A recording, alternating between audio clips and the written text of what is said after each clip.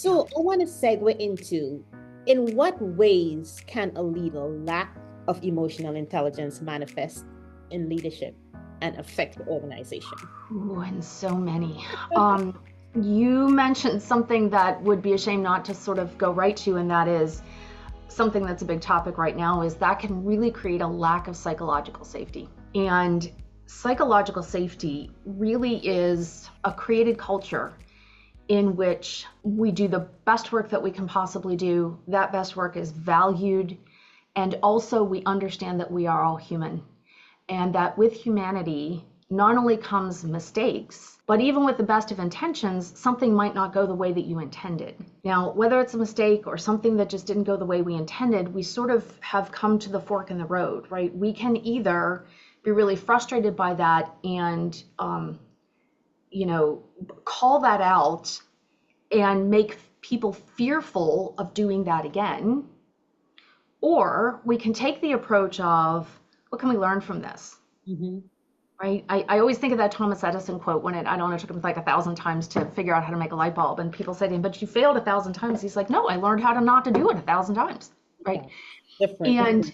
so when we're lacking, especially in leadership, because it's so influential, when leaders aren't demonstrating emotional intelligence, here are the kinds of outcomes that we can see. We can see false harmony. Right? This is when everybody goes, no, everything's fine. Now, listen, I am married. I will tell you, if my husband says to me, how are you? And I say, I'm fine. He knows it's not, right? But this false harmony environment of it's fine. And then we take that at face value when the reality is that is just a bubbling cauldron right underneath the surface, but nobody's saying it. The other thing that can happen is siloed mentality. Right? The leader isn't emotionally intelligent. My ideas aren't valued. I don't feel included. I don't feel heard. As human beings, one of our single biggest cravings is to feel appreciated. Yes. I don't feel appreciated in my work, but I'm gutting it out. I gave up 2 vacation days, and you know what? I'm not going to do that anymore. And so what you end up is with this siloed kind of functioning, or what a mentor of mine years ago taught me the phrase, washing the dishes. And he said, like if you have kids and it's the holidays and the adults want to sit and chat after a holiday meal, and you send the kids into the kitchen to say, hey, do the dishes. And you go in there 35 minutes later and all the plates are clean, but the silverware is a mess and the cups and saucers are all dirty. And, the parents like, they told you to do the dishes. I did. No, look at the cups and the saucers. Well, you didn't tell me to do that. Right? He called that washing the dishes. And that idea of washing the dishes, of that I'm only going to do the absolute bare minimum to make sure that I still have a place to come back and work tomorrow, but I'm not freely and fully contributing. I'm not willing to toss out an idea I have, because if they think it's bad or wrong, I'm going to get made fun of for that. So I'm just going to protect myself and not say anything. And so that kind of lack of demonstrated emotional intelligence firstly drives that sort of siloed mentality and that washing the dishes idea.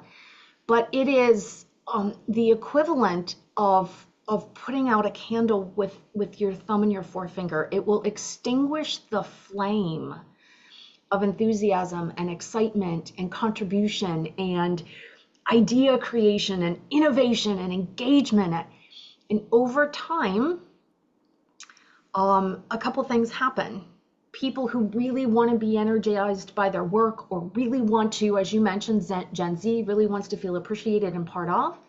People who really want to feel like they're part of a team will self-select out of those organizations. They will leave and go find another place to work that's more engaging. I just saw this statistic that's a SHRM statistic from SHRM research that said 93% of people who like their job, 93% of those people who like their job would leave their job if they felt they could go work for a more empathetic organization. Oh my goodness. So the offshoots, turnover, constant talent acquisition, that's extremely costly. lost opportunity because you lose somebody who's been with you for 6 months or a year, and you get somebody new in there and you have to upskill them. So you're sort of losing on that front end. And if they don't feel valued and appreciated and heard, they might turn over before you ever sort of gain any recovery from that.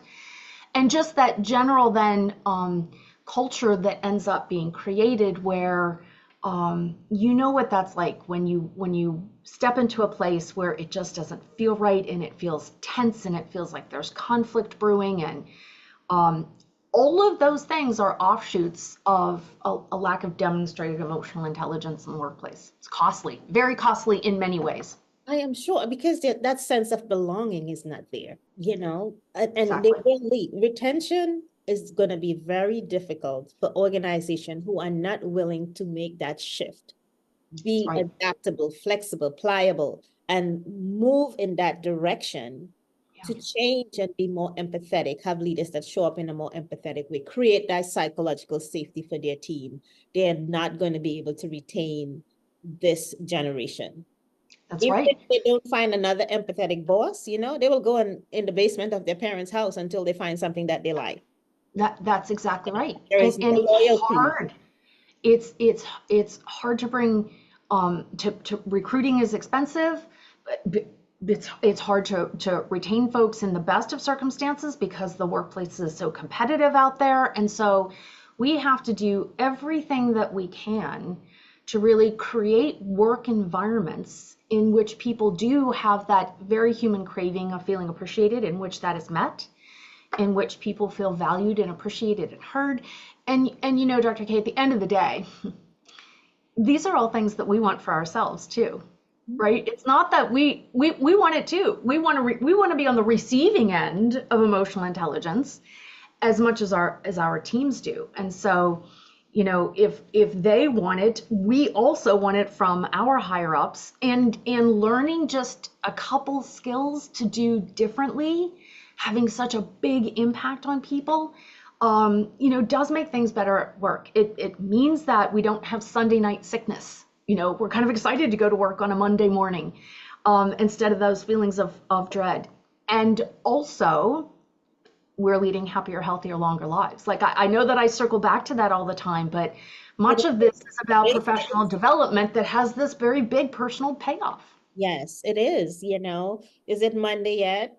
Is it Friday yet? Because as you say, that pain of just not wanting to be there, it's just the false harmony that's being created in the workplace, this mentality of just being siloed and don't feel a part of and appreciated. You don't want to be there.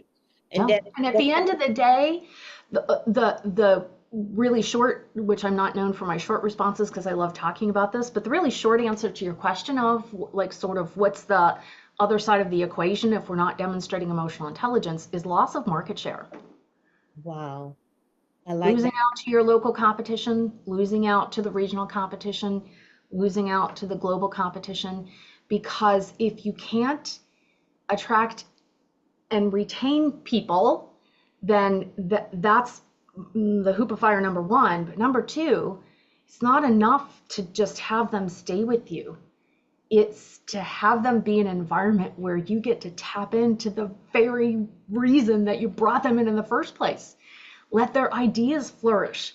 Let their creativity flourish. Let their ability to communicate with one another and inspire one another and empower one another. That's you bring people in to perform a particular role. If your car runs on gasoline and you try to put water into it, very shortly it is not going to run and certainly not be effective or productive. This is no different than human beings. If As I we're say, going to go to all that effort to bring them, we need to nourish them, right? it's and cheaper and to keep in them. ourselves. Yes, yes, It's cheaper to keep them. I yes. know self-awareness is the top of the ladder, right? When we start talking about emotional intelligence, and I really want you to tap into that really a little bit. What role does self-awareness play, and how can leaders cultivate that? This is such a great question. I will share with you that I look at self-awareness as the gateway to emotional intelligence. Mhm. This is, by the way, also it's very intentional that in our model of emotional intelligence, it is the first competency. Because self-awareness is the ability to perceive and understand how we are feeling, you, yourself, and I. Now, that sounds a bit funny when you put those words out there, right? To perceive and understand how you're feeling, because we human beings have a lot of feelings all day long. I ask the question occasionally, how many feelings do we think that the average person has in an average day? Just to see what kind of responses we get. And it's a little bit of a trick question because I don't have sort of a numerical response for you, but it's a lot because human beings have thousands of thoughts every day, and every thought has a feeling connected to it.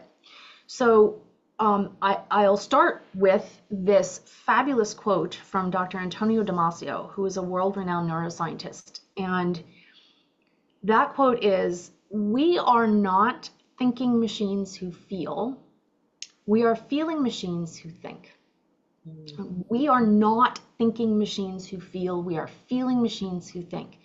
Now, we humans are really jazzed up, and rightfully so, about things that we can do, like be aware of ourselves and predict the future and consider the future. And so this is a gift of humanity. However, and also, the research shows that human beings are completely unaware of how they're feeling about 85% of the time. Now, the way we're feeling influences everything we do. All of our decisions, all of our behavior, our facial expressions, our body language, our tonality, do we type in all caps? All of that comes from how we feel. The way we feel either enhances or impairs all of those things. And yet the research shows that we're unaware of how we're feeling 85% of the time. So if 100% of the things that we're doing are driven by the way we're feeling, but 85% of the time we have no idea what that is, you can see this is like why miscommunication happens, right? Because we just aren't dialed into it. And so self-awareness is an incredibly important piece of emotional intelligence. Here's a phrase that most of us at some point have uttered. I'm angry. Well, I'll share with you, I'm not angry. I'm Debbie. I might be feeling angry at that moment, but I'm Debbie. Right. I love that. I'm not the emotion. I'm feeling that emotion. And so you ask, what can somebody start to do to start sort of cultivating self-awareness? That would be my first step, is just pay attention to how you're feeling throughout the day and give it a name. So I'll name mine. Right now I'm feeling energized. I love talking with this. I love talking with you. I love talking about leadership and how this connects. So I'm feeling energized. Now, tomorrow is a difficult day in our family. It's an anniversary of something really sad. So just thinking about that, I'm feeling sad about that. Tomorrow there will be definitely several moments where I will be feeling sad.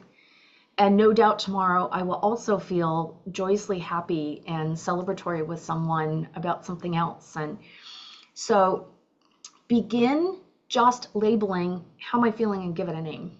Mm-hmm. And that notion of thinking about how we're feeling gives us a bit of a pause, right? Now, if you have to think about how I'm feeling, odds are that you might not be saying something. And if we're saying, I feel really angry because of a conversation, perhaps something that's happening, I don't know, that whole pause in our head just to identify that we're angry can actually stop us from saying something that, if we didn't take that pause to think about that, would have no doubt slipped out. And once the toothpaste is out of the tube, as we all know, you can't put it back in there. And so really focusing on how we're feeling at any moment. And if you did it just for the evening, like when you finish your work for the day, or when your kids first see you after work, or if you're me, when I get to pick my dog up at doggy daycare and he comes barreling out with his tail wagging, right? I feel joyful. I love that he loves it there, and I love that he's so happy to see his mama. So if we don't pay attention to that, we feel it and we move on. When you begin labeling it, this is really helpful, because as a human, we have more sort of negative neural pathways than positive. That sounds like it would be a bad thing, but it's actually quite wonderful. It's our brain's way to protect us.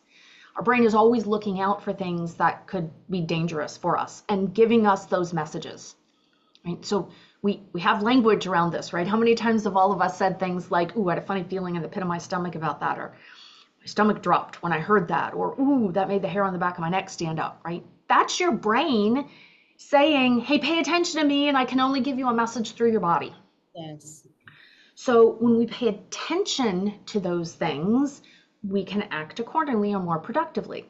Now, if we have more negative neural pathways, we basically as human beings are hardwired to pick out the stuff that's bad. And for us as a species, staying alive, that's a good thing. For us working together in our modern workplaces and leading other people, that can be a devastatingly difficult thing if we're not paying attention to it. And also if we don't pay attention to the things that make us happy, make us proud, make us joyful. And so when I see Humphrey at the end of the day with his tail wagging and he's barking and telling me all about his day and he was so excited, and I in my head say, I am so happy and joyful that he is almost 10 and he is so happy and joyful. Well, that begins to build a little bit of a positive neural pathway in my brain. And every time we pay attention to those positive things that happen to us, we can build more of those positive neural pathways because our brains are beautifully elastic like that. And when we build more of them, we deal with occupational stress more effectively, we are more resilient, we have deeper friendships, we have deeper romantic relationships, we appreciate more deeply, we're more tolerant, we're more patient. So you see, all of it comes back to this origin point of, I'm a human, I have a lot of emotions all day long. Let me just see if I can identify them. And we can learn a lot about ourselves in that identification. But thinking about labeling is step number one. So beautifully said. So, so beautifully said. Label how you feel and name it.